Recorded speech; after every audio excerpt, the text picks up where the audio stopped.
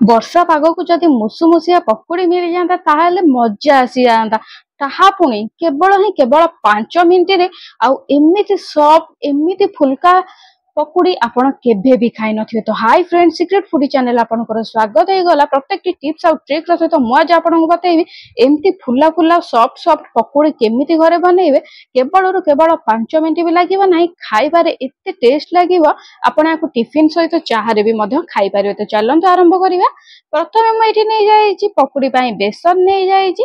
ବେସନ ମୁଁ ଏଠି ବାଉଲି ହବ ଫୁଲ କରିକି ନେଇଯାଇଥିଲି।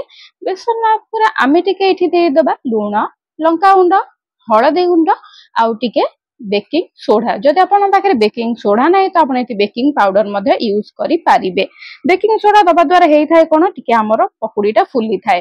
ଏଇଠି ଦେଖନ୍ତୁ ଫ୍ରେଣ୍ଡ, ମୁଁ କଞ୍ଚା ଲଙ୍କା ଦେଇଦେଇଛି କାଟିକି। ଆଉ ଏଇଠି ମୁଁ ଦେଇଦେଇଛି ପିଆଜ ଏଇଠି ମୁଁ ନେଇଯାଇଛି 4ଟା ବଡ ବାଲା ପିଆଜ।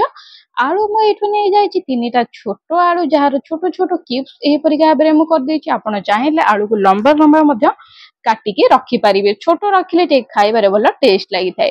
ଏଇଠି ଦେଖନ୍ତୁ ଫ୍ରେଣ୍ଡ, ଅଦାଟେ ମୁଁ ଯୋଉଠି ଛେଚିକି ନେଇଯାଇଛି, ଯାହା ଦ୍ୱାରା ଆମ ପକୁଡିର ବାସ୍ନା ଆସିବ। ଆଉ ପକୁଡି କରୁଛନ୍ତି ମାନେ ସବୁବେଳେ ମନେ ରଖନ୍ତୁ ଏଇ ଭୃଷଙ୍ଗ ପତ୍ରକୁ ପକେଇବାକୁ। ପକୁଡିର ବାସ୍ନା, ପକୁଡିର ମେନ୍ ଇନଗ୍ରିଡିଏଣ୍ଟ ହଉଛି ଏଇ ଭୃଷଙ୍ଗ ପତ୍ର। ମୁଁ ମିଡିୟମ ସାଇଜ ପତ୍ର ନେଇଥିଲି ତ ମୁଁ ଏଇଠି କାଟିନି। ଆପଣ ଯଦି ବଡ ପତ୍ର ନେଉଛନ୍ତି ତ ତାହେଲେ କାଟିଦେବେ, ନ କାଟିଲେ ବି ମଧ୍ୟ ଚଳିଥାଏ।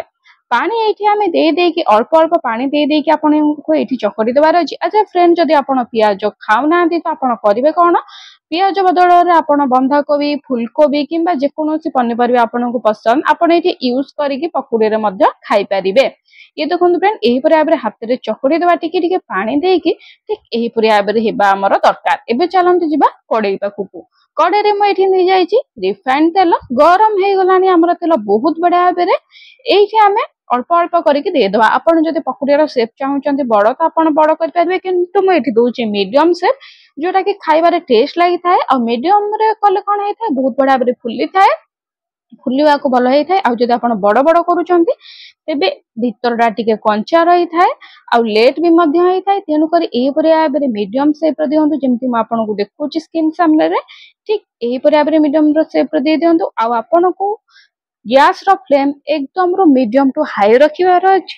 ପକେଇ ସାରିଲା ପରେ ସବୁତକ ଏକଦମ ହାଇ ରଖିଦିଅନ୍ତୁ, ତାକି ଆମର ପକୁଡିଟାରେ ତେଲ ପିଇବ ନାହିଁ। ଯଦି ଆପଣ लो କରି ଦଉଛନ୍ତି ତ ତାହେଲେ ପକୁଡି ତେଲ ପିଇଯିବାର ଚାନ୍ସେସ୍ ଅଛି। ଆପଣ କଡେଇ ଦେଖନ୍ତୁ, ଯେତିକି ତେଲ ଦେଇଥିଲେ ଠିକ ସେତିକି ତେଲ ରହିବ। ଟୋଟାଲି ବି ତେଲ 19-20 ହବନି, ମାନେ ତେଲ ପିଇବ ନାହିଁ। ଆଉ ଆପଣଙ୍କୁ ମୁଁ ପକୁଡି ବି ଦେଖେଇବି, ତେଲ ଟୋଟାଲି ବି ପିଇବ ନାହିଁ। ଏଇଠି ଦେଖନ୍ତୁ ଫ୍ରେଣ୍ଡ, ମୁଁ ଏଇଠି ବହୁତ ବଢିଆ ଭାବରେ ମିଡିୟମ ଫ୍ଲେମ ରଖିଥିଲି, ପକେଇ ସାରିଲା ପରେ ହାଇ କରିଦେଇଛି। ଯଦି ଆପଣଙ୍କୁ ଲାଗୁଛି ତେଲ ବହୁତ ଗରମ ହଉଛି, ଧୂଆଁ ବାହାରିବାର ଚାନ୍ସେସ୍ ଅଛି, ମାନେ ଧୂଆଁ ବାହାରୁଛି, ତେଲ ଗରମ ଅଛି, ତ ଆପଣ ଏଇଠି ମିଡିୟମ ଫ୍ଲେମ ବି ମଧ୍ୟ କରିପାରିବେ। ଇଏ ଦେଖନ୍ତୁ ଫ୍ରେଣ୍ଡ, ରେଡି ହେଇଯାଇଛି। ଆପଣ ସବୁବେଳେ ମନେ ରଖିବେ ମିଡିୟମ ଟୁ ହାଇ କରିବେ, लो ଜମାରୁ କରିବେନି। लो କଲେ ମାନେ ତେଲ ପିଇବ ଆଉ ପକୁଡିଟି ବିଲକୁଲ ବି ଟେଷ୍ଟ ଲାଗିବ ନାହିଁ। ତ ଇଏ ଦେଖନ୍ତୁ ଫ୍ରେଣ୍ଡ, ମୁସୁମୁସିଆ ପକୁଡି ଆମର ରେଡି ହେଇଯାଇଛି। ୟାକୁ ଆପଣ ଚାହାରେ, ଜଳଖିଆରେ କିମ୍ବା ଯେକୌଣସିରେ ଖାଇପାରିବେ। ଆଚ୍ଛା ଫ୍ରେଣ୍ଡ, ଯଦି ଆପଣ ପକୁଡି ତରକାରୀ ବନେଇବା ପାଇଁ ଚାହୁଁଛନ୍ତି, ୟାର ଲିଙ୍କ ଏଇ ଭିଡିଓଟା ସରିଲା ପରେ ଆପଣ ନେକ୍ସଟ ଭିଡିଓଟା ଦେଖିପାରିବେ। ପକୁଡି ତରକାରୀ କେବଳ 5 ମିନିଟରେ କେମିତି ବନିବ, ବିନା ପରିବାରେ ଖାଇବାରେ ଏତେ ଟେଷ୍ଟ, ଏତେ ସୁଆଦ ଲାଗିବ, ଆପଣ ବାର ବନେଇବେ। ମୁଁ ଆଶା କରୁଛି ଫ୍ରେଣ୍ଡ ମୋର ଏଇ ପକୁଡି ଭିଡିଓଟି ଆପଣଙ୍କୁ ଭଲ ଲାଗିଥିବ। ଯଦି ଭଲ ଲାଗିଛି ଗୋଟେ ଲାଇକ୍ ର ସହିତ କମେଣ୍ଟ କରିକି ସେୟାର କରିଦିଅନ୍ତୁ ଆପଣ ଫ୍ରେଣ୍ଡ ମାନଙ୍କ ସହିତ, ଯାହାକୁ ପକୁଡି ବନେଇ